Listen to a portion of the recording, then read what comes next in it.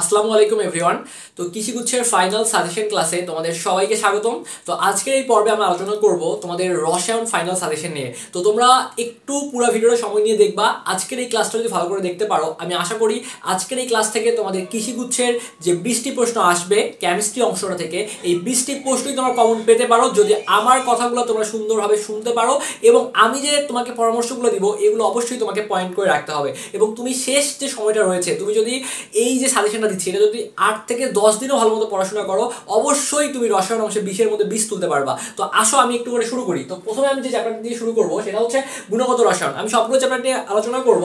তো আমি আমাদের একদম সিরিয়াল ওয়াইজ যে চ্যাপ্টারগুলো রয়েছে সেগুলো নিয়ে কথা বলার চেষ্টা করতেছি। তো গুণগত রসায়ন থেকে অবশ্যই তোমার প্রশ্ন আসবে, সেখান থেকে 2 থেকে 3টা বা 4টা প্রশ্ন কিন্তু অনেক সময় চলে আসে। তো কৃষিগুচ্ছ ভর্তি পরীক্ষার জন্য ফার্স্ট যে ইম্পর্টেন্ট যে টপিকটা সেটা হচ্ছে আমাদের মৌলিক কণিকা। তো তোমাকে কি করতে হবে? এই মৌলিক কণিকা সম্পর্কে পড়তে হবে। তাহলে মৌলিক কণিকা জিনিসটা কি? আমরা যখন পড়ছিলাম আমরা দেখতে পারতেছিলাম যে মৌলিক কণিকা এখানে 3টা ক্রাইটেরিয়া রয়েছে। ডেফিনিশন লাগতেছে না, বাট যেহেতু আমরা সাজেশন ক্লাস করতেছি আমরা সেই চুম্বক অংশগুলো দেখার ট্রাই করব, এবং যে জিনিসগুলো পরীক্ষা আসবে সেই জিনিসগুলো আমি বলে দেওয়ার চেষ্টা করব।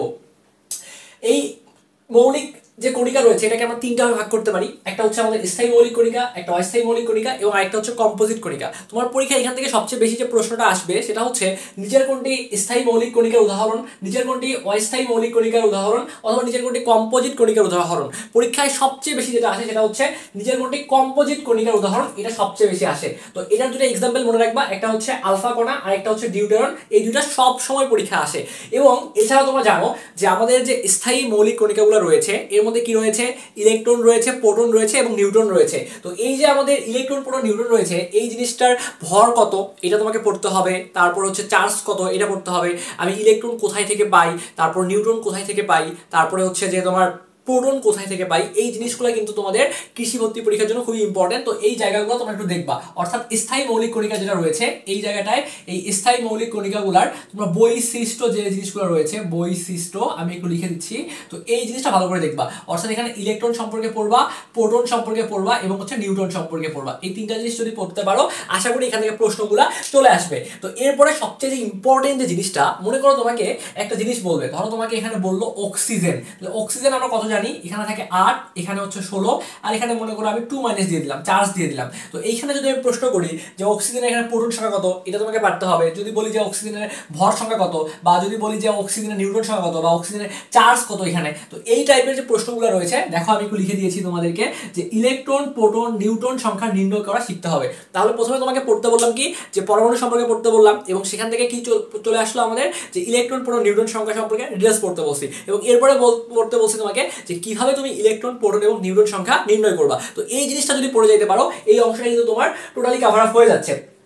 এরপরে আমাদের দেখো যে রাদারফোর্ড পরমাণু মডেল এবং বোর পরমাণু মডেল চলে আসতেছে। তো এইখান থেকে পরীক্ষায় প্রশ্নটা আসবে তোমাদের বোর পরমাণু মডেল থেকে। এই যে বোর পরমাণু মডেল, এর আমাদের 2 নাম্বার যে স্বীকার্যটা রয়েছে সেটা হচ্ছে কৌণিক ভরবেগ সম্পর্কিত মতবাদ, এবং তোমরা সেটা সবাই জানো যে L = mvr = ns/2π। তো এখানে তোমাকে যে জিনিসটা শিখতে হবে সেটা হচ্ছে এই কৌণিক ভরবেগের সূত্রটা দেখবা।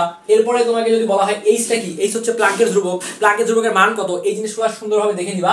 এবং এখান থেকে আরেকটা জিনিস যেটা আমাদের রয়েছে 3 নাম্বার যে এখানে সেটা হচ্ছে del h nu = hc/λ। তো এখানে কি ছিল যে শক্তির শোষণ বা বিকিরণ সংক্রান্ত যে মতবাদ সেটা নিয়ে আমাদের কথা বলছে বোর পরমাণু মডেল। তো এইখানে তোমাকে প্রশ্ন করতে পারে, সিম্পল কিছু ছোট ছোট প্রশ্ন করতে পারে যেগুলো হাতে কলমে ক্যালকুলেশন করা যায়। বলতে পারে যে একটা ইলেকট্রন মনে করো দ্বিতীয় কক্ষপথ থেকে তৃতীয় কক্ষপথে চলে আসলো, তো তার ক্ষেত্রে শক্তির কিরকম পরিবর্তন হবে বা বেগের কিরকম পরিবর্তন হবে, অথবা সেখানে তোমাকে ব্যাসার্ধ নির্ণয় করতে বলতে পারে। তো এই জিনিসগুলো কিন্তু আমরা চাইলে শর্টকাটে বের করতে পারবো। আমি শর্টকাটগুলো তোমাদেরকে এখানে দিয়ে দিয়েছি তোমাদের সুবিধার জন্য, তোমরা একটু করে নোট করে রাখবা এই জিনিসটা। যেমন দেখো Rn বের করার টেকনিকটা কি, 0.5292 গুণন 10^10 n²/z। এবং এখানে বলে রাখি আমি যে এখানে জেডটা কাউন্ট করতেছি এটা কিন্তু আমরা সবসময় হাইড্রোজেন পরমাণুর জন্য কাউন্ট করব।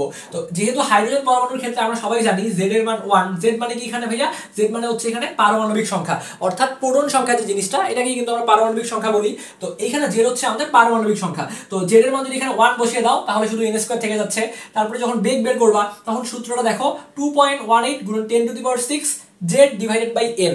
তাহলে এইখানে তুমি যদি জেড এর মান 1 বসিয়ে দাও তাহলে এখানে তুমি কি বলতে পারো বলো তো, 1/n বলতে পারো। আবার এখানে যদি জেড এর মান 1 বসিয়ে দাও তাহলে 1 স্কয়ার করলে 1 ই চলে আসতেছে।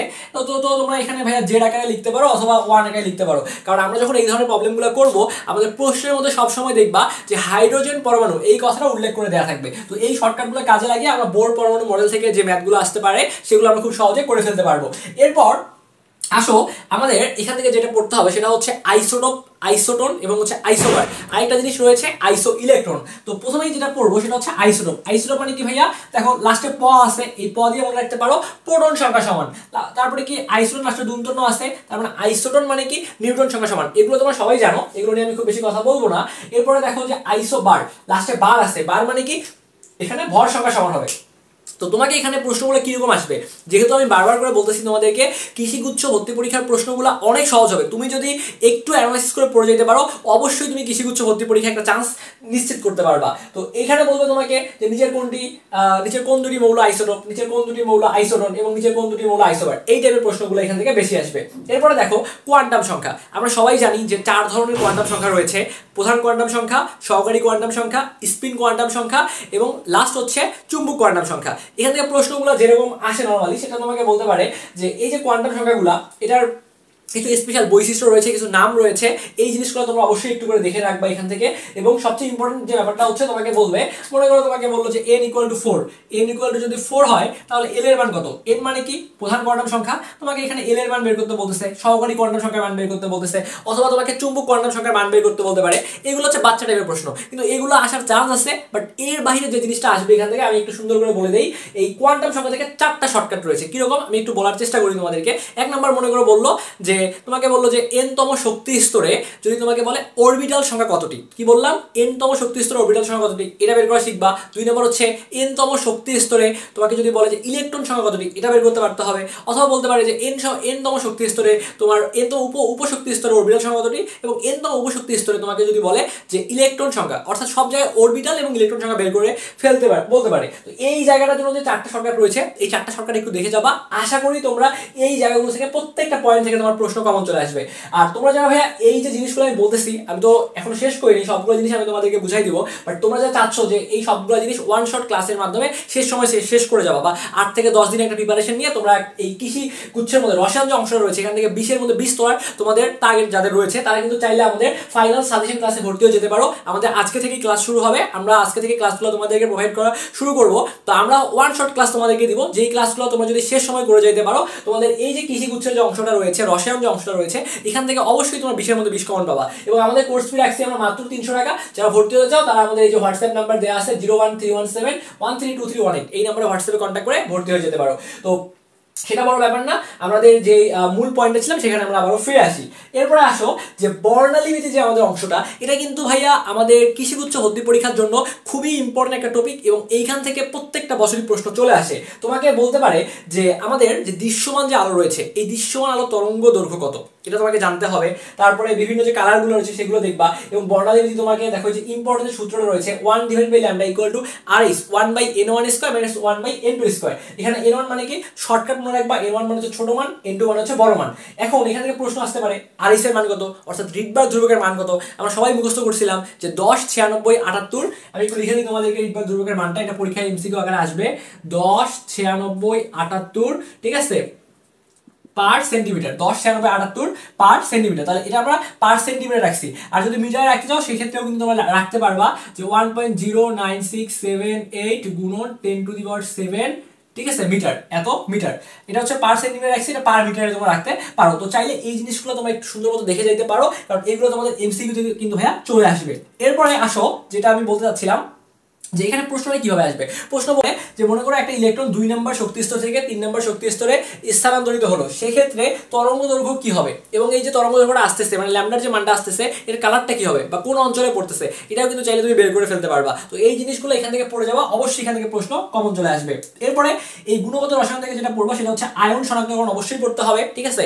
যে এই আয়ন শনাক্তকরণের মধ্যে সবচেয়ে ইম্পর্টেন্ট যে জিনিসটা সেটা হচ্ছে যে মনে করো একটা সোডিয়াম একটা মৌল, এটা খালি চোখে আসলে কি বর্ণ দেয়, বা কোবাল্ট ব্লু গ্লাসের মধ্যে দিয়ে কি বর্ণ দেয়, এরকম 4টা জিনিস রয়েছে। এই 4টা জিনিস দেখে যাবা, আশা করি কিন্তু প্রশ্ন এখান থেকে চলে আসবে। এরপরে এই গুণগত রসায়ন থেকে দেখো সবচেয়ে ইম্পর্টেন্ট দ্রাব্যতা এবং দ্রাব্যতা গুণফলের যে শর্টকাট যে ম্যাথগুলো রয়েছে, এই শর্টকাট ম্যাথগুলো অবশ্যই তোমাকে করে যেতে হবে, তাহলে কিন্তু এখান থেকে তোমার আরও কিছু প্রশ্ন কমন পাওয়ার ভালো সম্ভাবনা রয়েছে। তো এই হচ্ছে আমার গুণগত রসায়ন সম্পর্কে আলোচনা। তো তোমরা যদি এই জিনিসগুলো শেষ সময় পড়ে যাইতে পারো, আমি আশা করি তোমাদের গুণগত রসায়ন থেকে যে 2টা বা 3টা প্রশ্ন চলে আসবে, এটা তোমরা ইজিলি কভার করে ফেলতে পারবা। এরপরে আসো আমাদের সবচেয়ে গুরুত্বপূর্ণ চ্যাপ্টার, মৌলের পর্যায়বৃত্ত ধর্ম ও রাসায়নিক বন্ধন।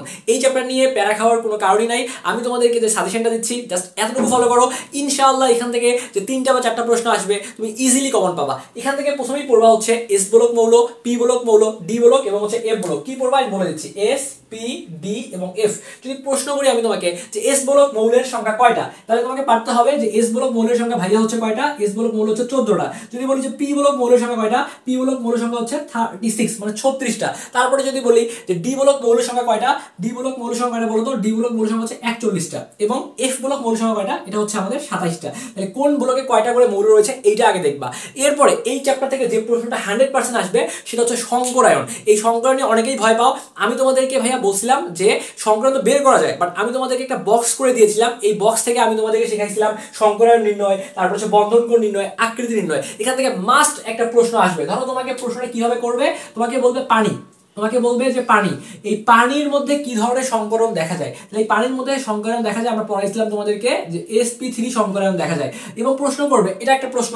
সেকেন্ড প্রশ্ন হইতে পারে যে পানির মধ্যে বন্ধন কোণ কত, তাহলে পানির মধ্যে বন্ধন কোণ কত সবাই জানো যে 104.5 ডিগ্রি। তো এই যে আমি তোমাদেরকে একটা বক্স করাই দিয়েছিলাম, একটা বক্স আকারে সুন্দর করে সবগুলো জিনিস নোট করে দিয়েছিলাম, তো ওই বক্স রিভিশন দিয়ে যাবা, দেখবা যে এখান থেকে সবগুলো প্রশ্ন কিন্তু কমন চলে আসবে।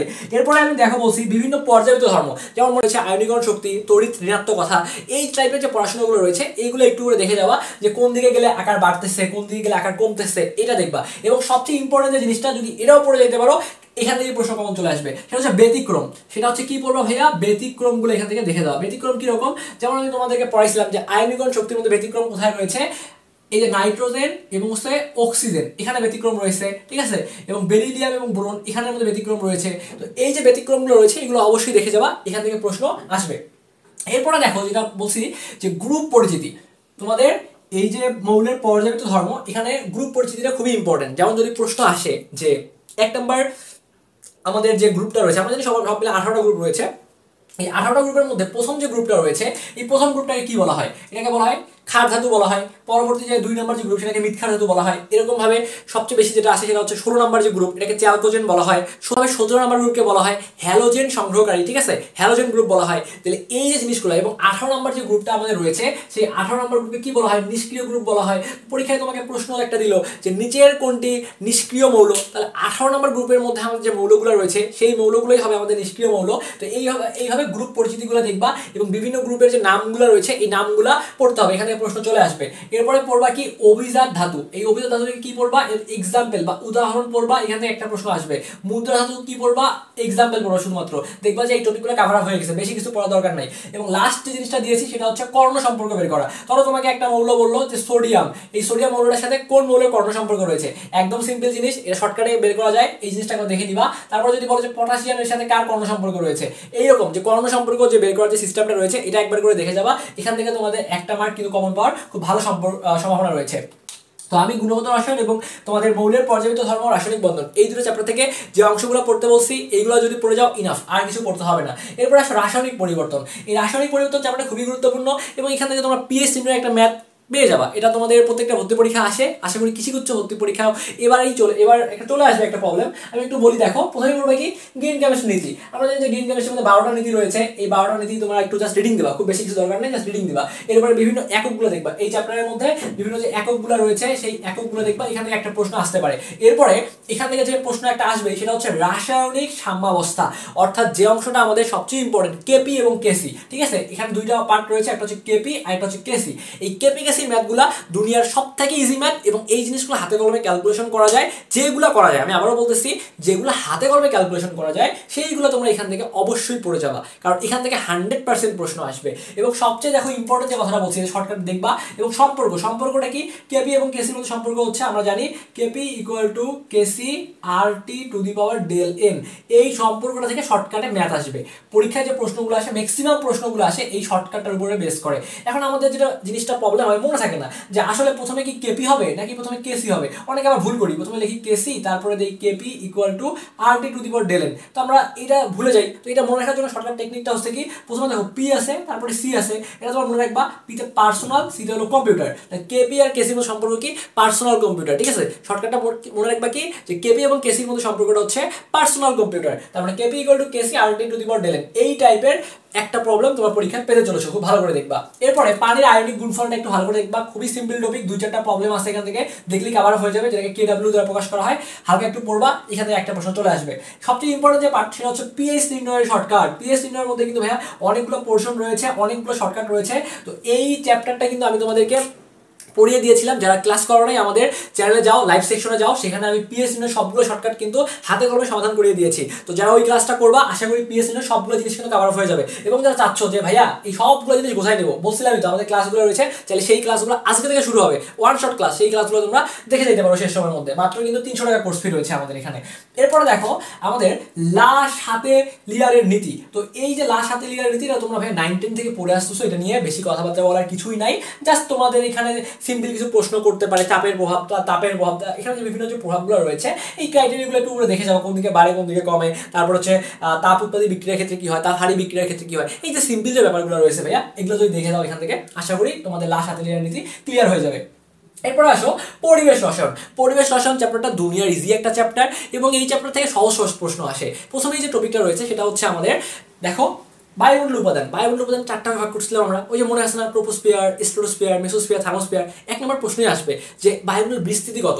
তাহলে বায়ুমণ্ডল বিস্তৃতি কত দেখবা, যে একদম ভূমি থেকে যদি চিন্তা করো তাহলে 0 থেকে 500 কিলোমিটারের মধ্যে, এই জিনিসটা দেখবা। তারপরে যে ট্রোপোস্ফিয়ার এর নামটা কি, এটাকে কি বলা হয়, ক্ষুদ্রমণ্ডল বলা হয়, এটা দেখবা। তারপরে স্ট্রাটোস্ফিয়ার, এটাকে কি বলা হয় বলো তো, এটাকে বলা হয় শান্তমণ্ডল বলা হয়। তারপর মেসোস্ফিয়ার, যেটাকে বলা হয় শীতলমণ্ডল। তাহলে এই যে স্পেশাল যে নামগুলো রয়েছে, এই নামগুলো দেখবা, বৈশিষ্ট্যগুলো দেখবা, কোন অঞ্চলে রকেট চলাচল করে, কোন অঞ্চলে বিমান চলাচল করে, জেট বিমান চলাচল করে, এই জিনিসগুলো বায়ুমণ্ডল উপাদান থেকে একবার দেখে নিবা, দেখবা যে A to Z cover up হয়ে যাচ্ছে। এবং এই বায়ুমণ্ডল উপাদান যেটা বললাম যে 4টা জিনিস, ট্রোপোস্ফিয়ার, স্ট্রাটোস্ফিয়ার, মেসোস্ফিয়ার, থার্মোস্ফিয়ার, এই 4টা সম্পর্কে ডিটেলসে পড়ে যাবা, দেখবা একটা প্রশ্ন এখান থেকে চলে আসতেছে। এরপরে আমাদের এই চ্যাপ্টারের সাথে যেহেতু মিল রয়েছে আদর্শ গ্যাস এবং গ্যাসের গতিতত্ত্ব, ফিজিক্স একটা চ্যাপ্টারে মিল রয়েছে, সেখানে বিভিন্ন সূত্র রয়েছে। দেখো এখানে বয়েলের সূত্র রয়েছে, চার্লসের সূত্র, গেলুসাকের সূত্র, অ্যাভোগাড্রোর সূত্র, যদি আমি লিখি নাই এখানে লিখে নিবা, অ্যাভোগাড্রোর সূত্র এবং হচ্ছে গ্রাহামের ব্যাপন সূত্র।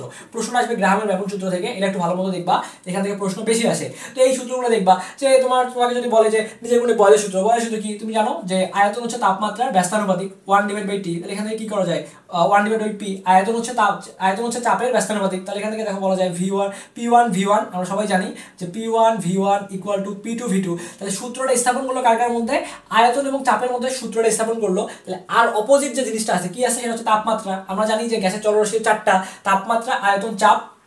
ঠিক আছে, এই যে তাপমাত্রা এটা এখানে কনস্ট্যান্ট থাকবে। তার মানে সূত্র যে দুইটার মধ্যে স্থাপন করতেছি, বাকি যে আরেকটা থাকবে সেটা এখানে কনস্ট্যান্ট থাকবে। বলতে পারে যে এই বয়েলের সূত্রের মধ্যে নিচের কোনটি কনস্ট্যান্ট, তাহলে এখানে তাপমাত্রা কনস্ট্যান্ট। যদি প্রশ্ন করে যে চার্লসের সূত্রের মধ্যে নিচের কোনটি কনস্ট্যান্ট, চার্লস দেখো চার্লসের মধ্যে চ আছে, তাহলে চ দিয়ে মনে রাখবা, কি এই যে চ দিয়ে মনে রাখবা চাপ, চার্লসের সূত্রের মধ্যে চাপ কনস্ট্যান্ট। তাহলে চার্লসের সূত্রে যদি চাপটা কনস্ট্যান্ট হয় তাহলে সম্পর্কটা কার মধ্যে হচ্ছে, বাকি যে দুইটা আছে আয়তন এবং তাপমাত্রা, তাহলে V is proportional to T। এখানে সূত্র দাঁড় করা যায় V1/T1 ইকুয়াল টু V2/T2। তো এই যে সূত্রগুলো রয়েছে, এই সূত্রগুলো একটু করে দেখবা যে এখানে একটা প্রশ্ন চলে আসতেছে। এরপরে গ্যাসের যে সমীকরণ রয়েছে তোমরা সবাই জানো, গ্যাসের সমীকরণ কোনটা ভাইয়া, PV = nRT। এটা হচ্ছে আমাদের আদর্শ গ্যাসের সমীকরণ, এটা একটু করে দেখবা। সবচেয়ে ইম্পর্টেন্ট যে জিনিসটা সেটা তোমাকে বলতে পারে যে পরম শূন্য তাপমাত্রার মান নিচের কোনটি। সবাই জানি আমরা, দেখো পরম শূন্য তাপমাত্রা মানে কি জানি, হচ্ছে -273 ডিগ্রি সেলসিয়াস। তাহলে পরম শূন্য তাপমাত্রা বলতে আমরা কি বুঝি, যে তাপমাত্রায় গ্যাসের গতিশক্তি শূন্য হয়। ঠিক আছে, এটাকে আমরা পরম শূন্য তাপমাত্রা বলি। তাহলে এই পরম শূন্য তাপমাত্রাটা কত, সেটা হচ্ছে -273 ডিগ্রি সেলসিয়াস। অথবা এটাকে কি বলা যায় এটাকে শর্টকাটে বলা যায় ওকে মানে কি, মানে হচ্ছে শূন্য, ওকে এটা শর্টকাট মনে রাখবা। আর ওকে মানে কি, এখানে হচ্ছে 0 কেলভিন। ঠিক আছে, তাহলে এই দুইটা কিন্তু হচ্ছে আমাদের পরম শূন্য তাপমাত্রা। তাহলে এর সাথে সিমিলার যে টপিকগুলো আছে এগুলো দেখবা। যদি তোমাকে বলে যে প্রমাণ শূন্য তাপমাত্রা কত, প্রমাণ তাপমাত্রা কত। আচ্ছা, আমি খুবই দুঃখিত, আমি আসলে কয়েকবার ভিডিওটি শুট করা ট্রাই করতেছিলাম, ভিডিওটি শুট করা শেষ করে দেখি যে আসলে ভিডিওটি কেটে গিয়েছে। তো এখন আমাদের কারেন্টও চলে গিয়েছে। তারপর আমি যে অংশটা বাকি রয়েছে এটা তোমাদের একটু বুঝে দেওয়ার চেষ্টা করতেছি। হয়তোবা ভিডিওর কোয়ালিটি একটু খারাপ হবে, তারপরে একটু মানিয়ে নিও সবাই কষ্ট করে। ডিগ্রি সেলসিয়াস অথবা ক্যালভিনে নিলে 0 কেলভিন। আর তুমি যদি এটাকে প্রমাণ তাপমাত্রা চিন্তা করো তাহলে অবশ্যই এখানে 0 ডিগ্রি সেলসিয়াস আসবে, এবং ক্যালভিন নিলে 273 কেলভিন। তো এই হচ্ছে আমার কথাবার্তা। এখান থেকে লুইস অ্যাসিড এবং লুইস ক্ষারের যে এক্সাম্পলগুলো রয়েছে এগুলো বেশি করে দেখবা, কারণ এক্সাম্পলগুলো পরীক্ষা আসে। আর সবচেয়ে ইম্পর্টেন্ট যেটা সেটা হচ্ছে অনুবন্ধী অ্যাসিড এবং অনুবন্ধী ক্ষার। তোমাকে পরীক্ষা বলতে পারে যে নিচের কোনটি অনুবন্ধী অ্যাসিডের উদাহরণ অথবা নিচের কোনটি অনুবন্ধী ক্ষারের উদাহরণ। তার মানে অনুবন্ধী অ্যাসিড মানে কি একটা S+ যোগ করবা, আর অনুবন্ধী ক্ষার মানে কি একটা S+ বাদ দিয়ে দিবা। তাহলে দেখবা যে ইজিলি এই টপিকগুলো কভার হয়ে গেছে। এবং লাস্ট যেটা দেখবা সেটা হচ্ছে অম্ল ক্ষার মতবাদগুলো একটু করে দেখবা, তাহলে তোমাদের এই পরিবেশ রসায়ন যে চ্যাপ্টারটা রয়েছে একদম ক্লিয়ারভাবে শেষ হয়ে যাবে। তো এরপর আসো জৈব রসায়ন। জৈব রসায়ন দেখো আমি এখানে বলছিলাম যে সাজেশন ভিডিও যে লিঙ্কটা এটা আমি ডেসক্রিপশন বক্সে দিয়েছি। তো আমি 16 মিনিটের একটা জৈব রসায়নের উপর একটা ভিডিও তৈরি করেছি, যেটা আমি ডেসক্রিপশন বক্সে লিঙ্কটা দিয়ে রাখবো, তোমরা সেখান থেকে জৈব রসায়ন দেখে নিবা। এই জন্য আমি এখানে আর এক্সট্রা করে কিছু বলিনি, কারণ যেহেতু একটা ভিডিও তৈরি করছি আমি লিঙ্কটা দিয়ে দিব, ওখান থেকে দেখে নিবা। আশা করি জৈব রসায়ন একদম A to Z একটা প্রিপারেশন হয়ে যাবে। এরপর পরিমাণগত রসায়ন আসো এবং তড়িৎ রসায়ন, লাস্ট আমাদের দুইটা চ্যাপ্টার রয়েছে। তো এই পরিমাণগত রসায়ন যেহেতু ম্যাথমেটিক্যাল চ্যাপ্টার, এখান থেকে ম্যাথমেটিক্যাল পোর্শনগুলো আসবে, এই জন্য আমাদের প্রথমে ম্যাথমেটিক্যাল সূত্রগুলো দেখতে হবে যে N = W/M, N = N/Na, তারপর V/22.4, এই যে সূত্রগুলো রয়েছে এই সূত্রগুলো রিলেটেড ম্যাথগুলো দেখবা। এবং আরেকটা সূত্র রয়েছে এখানে M = VS, N = VS, ঠিক আছে? তো এই ম্যাথগুলো একটু দেখবা। এরপরে এখানে রয়েছে মোলারিটি এবং নরমালিটি। জাস্ট আমার কথাগুলো শোনো, হয়তো একটু কোয়ালিটি খুবই খারাপ দেখা যাচ্ছে, বাট আমার কথাগুলো শুনলে ক্লিয়ার হয়ে যাবে। তো তোমাকে একটা প্রশ্ন করতে পারে, বললো যে 10% সালফিউরিক অ্যাসিডের ঘনমাত্রা কত? তাহলে দেখো 10% বলা আছে, পার্সেন্ট থাকলে তুমি কোন সূত্র অ্যাপ্লাই করবা? S = 10x/m। তার মানে ওই যে 10% বলতেছে, ওইখানে পার্সেন্টের মানটা হচ্ছে এখানে x এর মান, m মানে কি আণবিক ভর। তাহলে সালফিউরিক অ্যাসিডের আণবিক ভর কত? যদি আমি ভুল না করি তাহলে সেটা হচ্ছে 98, তাহলে সেটা বসাই দিবা, এখান থেকে ম্যাথগুলো হয়ে যাবে। এরপরে S = 1000W/mv, এই সূত্রে যে ম্যাথগুলো রয়েছে এগুলো দেখবা, কভার আপ হয়ে যাবে আশা করি। এরপর লঘুকরণের সূত্র, এটা সবাই জানো। লঘুকরণের সূত্র কোনটা? V1S1 = V2S2। মনে করো তিনটা মান দেওয়া আছে, একটা মান দেওয়া নাই, ইজিলি তোমরা এখান থেকে বের করতে পারো মানটা। আর বলছিলাম যে কতটুকু পানি যোগ করতে হবে, এটা হচ্ছে অ্যাকচুয়ালি একটা ম্যাথমেটিক্যাল ফরম্যাট। তো তোমাকে মনে করো যে যে ডাটাটা তোমার বের হলো, যতটুকু পানি যোগ করতে হবে কেমনে করবা? তোমার একটা রেজাল্ট বের হলো, ওইটা থেকে প্রশ্নের ডাটাটা বিয়োগ করে দিবা, তাহলে তুমি ইজিলি বুঝতে পারবা যে কতটুকু পানি যোগ করতে হবে। তারপরে তুমি V2 বের করলা, V2 একটা রেজাল্ট তোমার আসলো, ওই যে কোন সূত্র দিয়ে করবা? V1S1 = V2S2, এই সূত্র দিয়ে V2 বের করলা, রেজাল্ট আসলো, প্রশ্নে যে পানিটার কথা বলা আছে ওইটা থেকে V2টা বিয়োগ করে দিবা, দেখবা যে তোমার অতিরিক্ত যে পানির অংশটা সেটা কিন্তু বের হয়ে আসবে এখান থেকে। এরপরে ppm, ppb এবং হচ্ছে ppt, parts per million, parts per billion এবং হচ্ছে পার্টস পার ট্রিলিয়ন। তো এই জায়গাগুলোতে কিছু শর্টকাট মেথড রয়েছে, এগুলো দেখবা। এবং এখানে ppm এর পূর্ণরূপটা কি, ppb এর পূর্ণরূপটা কি, এগুলো কিন্তু এক কথায় আসতে পারে, তো এগুলো একটু দেখে যাবা। তারপরে দুইটা প্রবলেম যেটা সবচেয়ে বেশি আসে সেটা হচ্ছে মিলিমোল পার লিটার থেকে মিলিগ্রাম পার ডেসিলিটার, অথবা উল্টাই দিলে এটাকে সামনে নিয়ে আসো আর এটাকে পরে নিয়ে যাও, তাহলে কি হচ্ছে মিলিগ্রাম পার ডেসিলিটার থেকে মিলিমোল পার লিটার। তো এই টাইপের দুইটা প্রবলেম আমাদের হাজারি স্যারের বইয়ে রয়েছে, এবং এইগুলো কিন্তু সবসময় পরীক্ষায় চলে আসে, ভার্সিটি ভর্তি পরীক্ষা বলো, তারপরে কৃষিগুচ্ছ ভর্তি পরীক্ষা সবসময় আসে। তো এই দুটো প্রবলেম একটু শর্টকাটে দেখে যাবা, এখান থেকে তোমার একটা প্রশ্ন কমন চলে আসবে। এরপর লাস্ট যে টপিক সেটা হচ্ছে জারণ বিজারণের যে টপিকটা রয়েছে, এটাও দেখে যাবা। এটা খুব বেশি ডিটেলস পড়ার দরকার নাই, কারণ তুমি তো সিকিউ এখানে অ্যান্সার করতেছো না, তুমি আসলে এখানে এমসিকিউ অ্যান্সার করতেছো। তো এমসিকিউর জন্য যে টপিকগুলো লাগে বা যে জিনিসগুলো লাগে, বেসিক যে জিনিসগুলো লাগে, এগুলো বেসিকটা পড়ে যাবা, দেখবে জারণ বিজারণটাও ক্লিয়ার হয়ে গেছে। তো এই হচ্ছে আমার পরিমাণগত রসায়নের কথাবার্তা। এখান থেকে ছোট ছোট ম্যাথ আসবে এবং তোমার ইজিলি কিন্তু এই ম্যাথগুলো পারবা, এটা নিয়ে কোনো টেনশনের কোনো কিছু নাই। ওকে, আচ্ছা, তড়িৎ রসায়ন আসো। এই চ্যাপ্টার থেকে খুব বেশি প্রশ্ন আসে না, নর্মালি দুই একটা প্রশ্ন আসে। এটার জন্য যে টপিকগুলো পড়বা আমি একটু বলে দিই। পরিবাহী এবং অপরিবাহী পদার্থের এক্সাম্পলগুলো পড়বা। এরপরে দেখবা যে আমাদের এই চ্যাপ্টারে একটা তড়িৎ রাসায়নিক সিরিজ রয়েছে। তো ওই তড়িৎ রাসায়নিক সিরিজের উপরে যে মৌলগুলো রয়েছে এইগুলো কি বেশি সক্রিয়, না নিচে যে মৌলগুলো রয়েছে এইগুলো বেশি সক্রিয় কম সক্রিয়, এটা দেখবা। কোনটা অ্যানোড কোনটা ক্যাথোড, এই জিনিসগুলো একটু করে দেখবা। বা কোনটা পাত্রে সংরক্ষণ করা যায় কোনটা সংরক্ষণ করা যায় না, এইগুলো কিন্তু শর্টকাটে বের করা যায়। এই জিনিসগুলো তড়িৎ রসায়ন থেকে দেখবা, আশা করি তোমার তড়িৎ রসায়নটা কভার আপ হয়ে যাবে। এরপরে ফ্যারাডের সূত্র, তারপরে ই সেলের ম্যাথ, ইনোড সেলের ম্যাথ, এগুলো দেখবা ভাইয়া। দুটো টাইপের ম্যাথ, ই সেলের ম্যাথ এবং হচ্ছে ইনোড সেলের ম্যাথ, এগুলো দেখলেই মোটামুটি কভার আপ হয়ে যাবে। এরপরে দেখো তড়িৎ বিশ্লেষক কোষ এবং তড়িৎ রাসায়নিক কোষ, এটা আমরা 9-টেই পড়ে আসছি, যাও তাও একবার করে দেখবা এই জিনিসগুলো, আশা করি এখান থেকেই প্রশ্নগুলো চলে আসবে। তো সর্বোপরি দুটো টিপস দিব তোমাদেরকে, একটা হচ্ছে অনুশীলনীর প্রশ্ন, একটা হচ্ছে বিগত বছরের প্রশ্ন। আর আমি যে এখানে টপিকগুলো পড়াইছি এইগুলো যদি পড়ে যেতে পারো, আশা করি তুমি কৃষিগুচ্ছ ভর্তি পরীক্ষায় রসায়ন অংশ থেকে 20-এর মধ্যে 20টাকে কভার আপ করে ফেলতে পারবা। এবং আর যেটা বলছিলাম শুরুতেই, যে যারা এই সবগুলো জিনিস শেষ সময় মানে 7 থেকে 8 দিন বা 10 দিনে কভার করে ফেলে যাও, তারা কিন্তু আমাদের ফাইনাল ওয়ান শট সাজেশন ক্লাসগুলো দেখতে পারো। এখানে কিন্তু আমরা তোমাদেরকে মাত্র 300 টাকা দিয়ে সবগুলো জিনিস কভার আপ করাই দিব। তো এই হচ্ছে আমার কথাবার্তা। আমি ভিডিওটি এই নিয়ে 3 থেকে 4 বার শুট করছি, বারবার কেটে যাচ্ছিল, এখন এর মাঝে কারেন্টও চলে গেছে। তারপরেও যেহেতু ভিডিওটা শেষ করতে হবে এই জন্য আমি ভিডিওটা শেষ করলাম। আর হয়তোবা তোমাদের এই লাস্ট যে কথাগুলো বলছি একটু বুঝতে কষ্ট হয়েছে, আমি একটু দ্রুত বলছি, ফাস্ট বলছি, কারণ অলরেডি আমি মানে খুবই টায়ার্ড, অনেকবার ভিডিও শুট করার পরে বারবার কেটে যাচ্ছিল এবং কারেন্টও চলে গেছে। তারপরে শেষ করলাম। যদি কোনো অংশে বুঝতে সমস্যা হয় ভাইয়া অবশ্যই সেটা কমেন্ট বক্সে কমেন্ট করবা, আমি তোমাদের কমেন্টে রিপ্লাই দিয়ে দিব। আর যারা এখনও আমাদের চ্যানেলটি সাবস্ক্রাইব করো নাই, অবশ্যই আমাদের চ্যানেলটি সাবস্ক্রাইব করে আমাদের পাশেই থাকবা। আর এর পরবর্তীতে কিন্তু আমরা তোমাদেরকে ফিজিক্সে একটা ওয়ান শট সাজেশন ক্লাস দিব, সেই সাজেশন ক্লাসটি দেখার আমন্ত্রণ জানিয়ে আজকের এই ভিডিওটি এখানেই শেষ করতেছি। তো সবাই ভালো থাকো, সুস্থ থাকো, ধন্যবাদ সবাইকে।